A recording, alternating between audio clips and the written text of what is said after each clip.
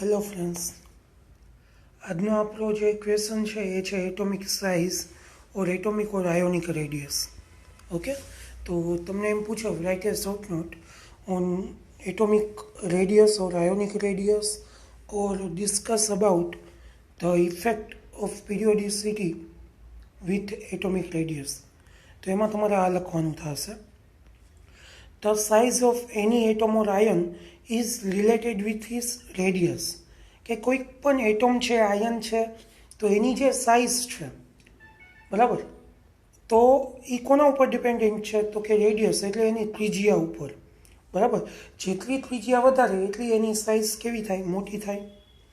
But according to uncertainty principal and wave mechanic, exact atomic radius cannot be measured in an isolated atom because electrons of an atom are appreciably influenced by presence of other atom or surrounding. કે જે નિયમ છે, અનસર્ટિનિટી principal છે, પછી wave mechanics છે, તરંગશાસ્ત્રો, બરાબર, એ બધા આધારિત ઉપરથી આપણને એટલી ખબર પડે છે કે કોઈ પણ એટોમ છે, બરાબર, એની એક્ઝેક્ટ જે સાઇઝ છે એ ક્યારે મેઝર થઈ શકતી નથી, કારણ કે એમાં જે હાજર ઇલેક્ટ્રોન છે એ બીજા એટોમ હારે કે બીજા ઇલેક્ટ્રોન હારે ટૂંકમાં પેરિંગ કરે છે, બરાબર.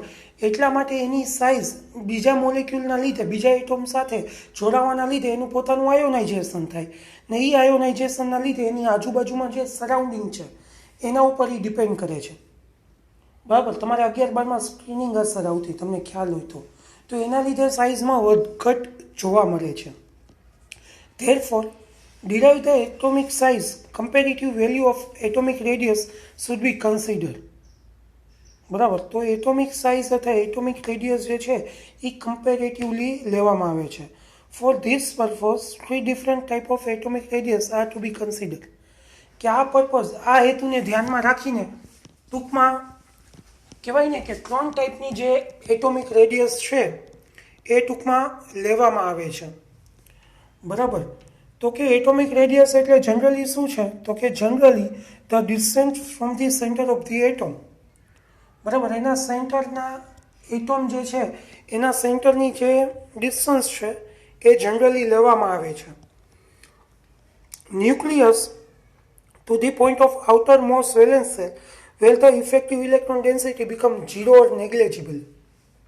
બરાબર, કે એ અંતર જે છે, ડિસ્ટન્સ જે છે એ કેટલું લેવાનું? તો કે સેન્ટરથી લઈને એની જે બાહ્યતમ કક્ષા છે, છેલ્લી કક્ષા જે છે, એમાં ઇલેક્ટ્રોન ડેન્સિટી જે 0 થઈ જાય, બરાબર, ત્યાં સુધીનું અંતર જે છે એ તમારે લેવાનું થાય. As shown above, an atom cannot be separated to measure its absolute atomic radius. કે આપણે જેમ ઉપર ડિસ્કસ કર્યું એમ કે એબ્સોલ્યુટ જે એનું રેડિયસ છે એ આપણે ડિફાઇન કરી શકતા નથી. But according to types of bonding, atomic radius can be measure. કે એનો બોન્ડ કયા પ્રકારનો છે, એના બોન્ડ ઉપરથી ટૂંકમાં એટોમિક રેડિયસ જે છે એ મેઝર કરવામાં આવે છે. તો એમાં 3 પ્રકારની જે એટોમિક રેડિયસ છે એ ટૂંકમાં મેઝર કરવામાં આવે છે. પહેલી છે કોવેલેન્ટ રેડિયસ, બરાબર. રેડિયસને ટૂંકમાં RADII એવી રીતે લખો એટલે એ શોર્ટ ફોર્મ થઈ ગયું રેડિયસનું, પણ આપણે હંમેશા ફૂલ ફોર્મ જ લખવાનું થશે, બરાબર, ક્યારેય શોર્ટ ફોર્મ લખવાનું થશે નહીં. ઓકે, તો એ શોર્ટ ફોર્મ છે, બરાબર. તો કોવેલેન્ટ રેડિયસ. બીજો પ્રકાર છે મેટાલિક અથવા ક્રિસ્ટલ રેડિયસ અને ત્રીજો પ્રકાર છે વાન્ડરવાલ્સ રેડિયસ. તો હવે કોવેલેન્ટ રેડિયસ જોઈએ તો કે half of the distance between the nucleus of covalent bonded homonuclear diatomic molecule like A2, બરાબર, કે ડાયએટોમિક મોલેક્યુલ હોય A2, બરાબર, એ બંને જોડાયેલા હોય તો એનું વચ્ચેનું અંતર જે છે એને કોવેલેન્ટ રેડિયસ કહેવાય. ઓકે, એ બંને એટોમ વચ્ચેનું આ રીતે જો આમાં આપ્યું છે એ બંને વચ્ચેનું અંતર જે છે એને ટૂંકમાં કોવેલેન્ટ રેડિયસ કહેવાય. રેડી? તો એ રીતે તમારે લેવાનું થશે. Okay, this also called a half of the internuclear distance of bond length. કે બોન્ડ લેન્થનું હાફ ઇન્ટરન્યુક્લિયર ડિસ્ટન્સ છે. Covalent radius mainly use for non metal. કે આ કોની માટે ઉપયોગી થાય કોવેલેન્ટ રેડિયસ? તો કે નોન મેટલ માટે, અધાતુ માટે. કયું તો એમાં ફ્લોરિન આવી જાય, ક્લોરિન આવી જાય, મોટા ભાગના હેલોજન સમૂહ આખું, ફ્લોરિન, ક્લોરિન, બ્રોમિન, આયોડિન એ બધા. તો એની માટે જે ડિસ્ટન્સ છે એ કોવેલેન્ટ રેડિયસ મેઝર કરવાની થાય. તો બે ન્યુક્લિયર વચ્ચેનું જે ડિસ્ટન્સ છે એ છે ડી એ માઇનસ એ, બરાબર.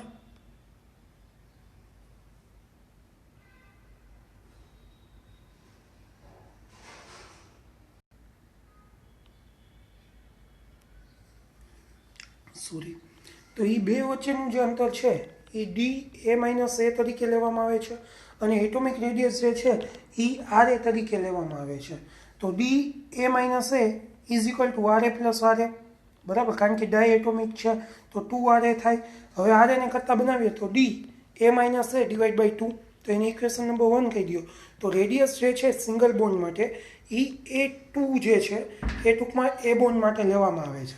હવે એની જગ્યાએ હિટ્રોન્યુક્લિયર હોય લાઈક ડાય એટોમિક મોલેક્યુલ, એક એ કહેવાય ને એક બી કહેવાય, બંને સિમિલર ન હોય તો ડી કાઉન્સમાં A minus B is equal to R A plus R B. તો આ ટાઈપના મોલેક્યુલ જે હશે એમાં કોવેલેન્ટ રેડિયસ તમને ડી કાઉન્સમાં એ માઇનસ બી તરીકે મળશે. તો આ રીતે કોવેલેન્ટ રેડિયસ જે છે એ મેજર થાય છે, બરાબર. એમાં પછી આવશે બોન્ડ મલ્ટિપ્લિસિટી, બરાબર. Increase in bond multiplicity decrease the distance between bonded atom. કે ઘણી વખત બોન્ડની પોતાની મલ્ટિપ્લિસિટીના લીધે ટૂંકમાં બે આયન વચ્ચેનું અંતર કેવું થાય છે, ઘટે છે. As a result covalent radius also decrease. કે બોન્ડ જો મલ્ટિપ્લિસિટી કરે, આ બધા ફેક્ટર અફેક્ટિંગ છે કોવેલેન્ટ રેડિયસ ઉપર. કોવેલેન્ટ રેડિયસ ઉપર જો બોન્ડ મલ્ટિપ્લિસિટી લાગુ પડે તો કોવેલેન્ટ રેડિયસમાં ફેરફાર થાય. તો કાર્બન કાર્બન વચ્ચેનું અંતર જો 0.77 હોય તો કાર્બન કાર્બન વચ્ચે દ્વિબંધ થાય તો 0.667 થાય, અને કાર્બન કાર્બન ત્રિબંધ આવી જાય તો 0.60 થાય. જેમ બોન્ડ વધે એમ એના વચ્ચેનું અંતર કેવું થઈ જાય, ઘટી જાય, બરાબર. પહેલાં એક બંધ હતો તો અંતર વધારે હતું, દ્વિબંધ થયો તો અંતર ઘટ્યું, અને હવે ત્રિબંધ થઈ ગયું તો અંતર એના કરતાંય ઘટ્યું. જેમ બોન્ડ વધતા જાય એમ કોવેલેન્ટ રેડિયસનું જે અંતર છે એ કેવું થતું જાય, ઘટતું જાય. તો આ પોઈન્ટ યાદ રાખવાનો. તમને એક માર્કમાં પૂછે કે ભાઈ બોન્ડ જો વધે તો કોવેલેન્ટ રેડિયસમાં શું થાય, તો કોવેલેન્ટ રેડિયસ એટલો નજીક આવતો છે, બરાબર. એ રીતે. ત્યાર પછી electronegativity. If covalently bonded molecule is heteroatomic. Homoatomic એટલે સિંગલ એટોમ, હિટ્રોએટોમિક એટલે એ બી ટાઈપના, એક એ મોલેક્યુલ કયો બીજાને બી મોલેક્યુલ કયો એવા. તો હિટ્રોએટોમિક મોલેક્યુલ હોય તો change in electronegativity introduce ionic character in the covalent bond, increase in ionic character in AB bond, decrease the bond length, consequently affect the covalent radius also. બરાબર. બોન્ડ લેન્થ ઘટે અને એના હારે કોવેલેન્ટ રેડિયસ પણ કેવી થાય, ઘટે, ઇલેક્ટ્રોનેગેટિવિટીના લીધે. ઇલેક્ટ્રોનેગેટિવિટી એટલે એક પ્રકારનું આકર્ષણ છે, બરાબર. ઇલેક્ટ્રોનને પોતાની તરફ ખેંચીને રાખે એટલે એમના વચ્ચેનું અંતર ઘટે. ઈસવીસન 1941માં સ્ટીવનસન અને સ્કોમેકર, બરાબર, સુમેકર નામના બે વૈજ્ઞાનિક હતા. એમને ઇમ્પેરિકલ ફોર્મ્યુલા આપ્યું for calculation of bond distance in heteronuclear diatomic compound like A B. તો એમને D A minus B R A plus R B minus 0.09 X A minus X B એને કહી દઉં ઇક્વેશન નંબર 2. હવે x અને x બી જે છે electronegativity છે for compound A and for compound B. હવે એક એક્ઝામ્પલ આપણને આપ્યું. આર એન એટલે નાઇટ્રોજનનો બોન્ડ લેન્થ છે, એ રેડિયસ છે 0.75 એંગસ્ટ્રોમ, અને આર સી એટલે કાર્બન માટે છે 0.77 એંગસ્ટ્રોમ. હવે એન અને સી બંને માટે વાત કરીએ તો 0.75 પ્લસ 0.77 એટલે 1.52 એંગસ્ટ્રોમ, બરાબર. એટલું આપણને અંતર મળશે ડી એન સીનું. હવે ઇલેક્ટ્રોનેગેટિવિટી આપણને આપેલી છે. For nitrogen X N is equal to 3.0, for carbon 2.5. હવે ઇક્વેશન નંબર 2માં આપણે કિંમત મૂકીએ તો D N C is equal to 0.75 plus 0.77 minus 0.09 into 3.0 minus 2.5. તો ડી એન સી ઇલેક્ટ્રોનેગેટિવિટી આપણને એની કેટલી મળશે, 1.475. તો in covalently bonded compound like CH3 થ્રાઇસેન, બરાબર, એક નાઇટ્રોજન છે, નાઇટ્રોજનને 3 મિથાઇલ ગ્રુપ જોડાયેલા છે. The experimental value of DNC is observed 1.47 angstrom, બરાબર.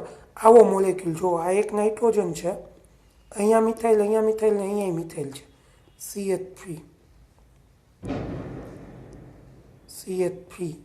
અહીંયા પણ શું છે CH3 આ રીતે ટર્સરી મિથાઇલ નાઇટ્રોજન છે બરાબર તો એની માટે જે એક્સપેરિમેન્ટલ વેલ્યુ છે જે જોવા મળે છે એ છે 1.47 તો સ્ટીવનસન અને શુમેકર એ બંને વૈજ્ઞાનિકના ફોર્મ્યુલા ઉપરથી ટૂંકમાં આ કેલ્ક્યુલેટ કરી શકાય છે તો આના ઉપરથી તમે કહી શકો the presence of ionic character decrease the bond length and covalent also કે જેમ આયોનિક કેરેક્ટર ઘટે એમ કોવેલેન્ટ રેડિયસમાં પણ ઘટાડો જોવા મળે છે ત્યાર પછી આવશે હાઇબ્રિડાઇઝેશનને કહેવાય સંકરણ with the change in hybridization the shape of molecule change and that consequently change in bond length between atom in the molecule કે સંકરણમાં જો ફેરફાર થાય sp હોય sp2 હોય કે sp3 હોય બરાબર તો એ રીતે એની જે બોન્ડ લેન્થ છે અને કોવેલેન્ટ રેડિયસ છે એમાં પણ ફેરફાર આવે છે sp sp2 અને sp3 ધરાવતા જે કાર્બન છે કમ્પાઉન્ડ છે એમાં કાર્બન અને કાર્બન હાઇડ્રોજન વચ્ચેની લેન્થ છે એ અલગ અલગ છે અને કોવેલેન્ટ રેડિયસ પણ કેવી છે અલગ છે ત્યાર પછી બીજો પ્રકાર metallic or crystal radius The atomic radius obtained from crystalline metallic structure is considered as metallic or crystal radius. કે આપણા જો સ્ફટિક હોય સ્ફટિક એટલે ખાંડ જેવી આ કોઈ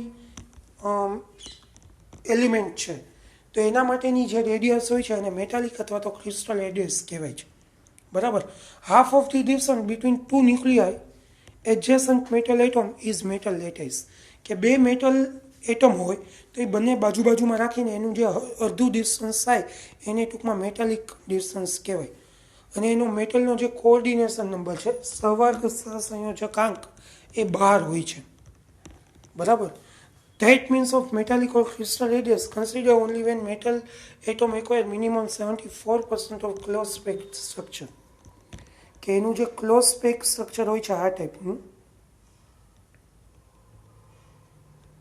આવું આવતું ને તમારે ક્લોઝ પેક રચના તો આ રચનાની અંદર જો 74% જગ્યા રોકેલી હોય તો જ તમે કન્સિડર કરી શકો નહીં તો કન્સિડર કરી શકતા નથી મેટાલિક રેડિયસ જે છે એ અલગ છે કોવેલેન્ટ અને વાન્ડરવાલ્સ કરતાં વાન્ડરવાલ્સ હવે આપણે આવશે બરાબર તો એના કરતાં અલગ છે અને 10 થી 15% મેટાલિક રેડિયસ જે છે એ કોવેલેન્ટ રેડિયસ કરતાં એનું માપ વધારે છે બરાબર અને બીજી જગ્યાએ વાન્ડરવાલ્સ ફોર્સ જે છે એ મેટાલિક બોન્ડ કરતાં વીક છે એટલા માટે મેટાલિક રેડિયસ જે છે એ ઓછી છે વાન્ડરવાલ્સ રેડિયસ કરતાં વાન્ડરવાલ્સ રેડિયસ કોને કહેવાય તો કે van der Waals radius also known as collision radius collision એટલે બંને વચ્ચે ભટકાઈને જે કોલિઝન થાય એના વચ્ચેનું ડિસ્ટન્સ છે બે ન્યુક્લિયર છે જે નોન બોન્ડેડ હોય જે એકબીજાને જોડાયેલા નથી એ બંને વચ્ચે એક એવા પ્રકારનું આકર્ષણ છે જેના લીધે એ એકબીજા પ્રત્યે આકર્ષાયેલા રહે છે એકચ્યુઅલી જોડાયેલા નથી નોન બોન્ડિંગ છે એ બંનેની વચ્ચે બોન્ડ નથી પણ એક પ્રકારનું આકર્ષણ છે જેને વાન્ડરવાલ્સ રેડિયસ કહેવામાં આવે છે જે તમે આકૃતિમાં જોઈ શકો છો બરાબર તો બે માટેની વાત કરીએ તો એ કોલિઝન રેડિયસ થાય હાઇડ્રોજન માટે જે છે 1.2 એંગસ્ટ્રોમ બરાબર જો ઇન્ટરન્યુક્લિયર ડિસ્ટન્સ હોય એ 2.4 એંગસ્ટ્રોમ થઈ જાય એ ટાઈમે તો સૌથી વધારે એટોમિક રેડિયસમાં જો મેગ્નિટ્યુડ હોય તો વાન્ડરવાલ્સ રેડિયસ એનાથી ઓછું મેટાલિક રેડિયસ કરતાં કોવેલેન્ટ રેડિયસ બરાબર તો આ 3 રેડિયસ સુધી આજના લેક્ચરમાં રાખીએ આવતીકાલે આપણે આયોનિક રેડિયસથી આગળ ચાલુ કરીશું એટલે આ એટોમિક રેડિયસમાં તમને ખ્યાલ આવી ગયો ને કે મેઇન 4 પ્રકાર છે એમાંના પેટા પ્રકાર વચ્ચે જે બોન્ડ આવતા થાય તમારે યાદ રાખવાના 3 પ્રકાર થાય પેલું કોવેલેન્ટ બીજું મેટાલિક અથવા ક્રિસ્ટલ રેડિયસ અને ત્રીજું વાન્ડરવાલ્સ અને કોવેલેન્ટમાં જે આ ફેક્ટર અફેક્ટિંગ છે બોન્ડ મલ્ટિપ્લાસિટી ઇલેક્ટ્રોનેગેટિવિટી અને હાઇબ્રિડાઇઝેશન બરાબર એ એના ઉપર અસર કરતા પરિબળો છે તો તમને કોઈ એમ પૂછે કે ભાઈ જે કોવેલેન્ટ રેડિયસ છે એ કોવેલેન્ટ રેડિયસ કોને કહેવાય ને એના ઉપર અસર કરતા પરિબળો લખો તો કોવેલેન્ટ રેડિયસ પહેલાં સમજાવવાનું પછી અસર કરતા પરિબળમાં બોન્ડ મલ્ટિપ્લિસિટી ઇલેક્ટ્રોનેગેટિવિટી અને હાઇબ્રિડાઇઝેશન આ 3 પોઈન્ટ એમાં લખવાના થાય એટલે આ પેટા પ્રશ્ન થઈ ગયો મેઇન પ્રશ્ન તો એટોમિક રેડિયસ એનો પેટા પ્રશ્ન થયો કે એના પ્રકાર કયા છે એના પ્રકાર 3 છે કોવેલેન્ટ રેડિયસ મેટાલિક રેડિયસ અને વાન્ડરવાલ્સ રેડિયસ ને એમાં વળી પાછો પેટા પ્રકાર કે ભાઈ કોવેલેન્ટ રેડિયસ એટલે શું અને કોવેલેન્ટ રેડિયસ ઉપર અસર કરતા પરિબળો એટલે શું બરાબર. તો આજના લેક્ચરમાં આટલું રાખીએ. આવતીકાલે આપણે આયોનિક રેડિયસથી ચાલુ કરીશું. આભાર.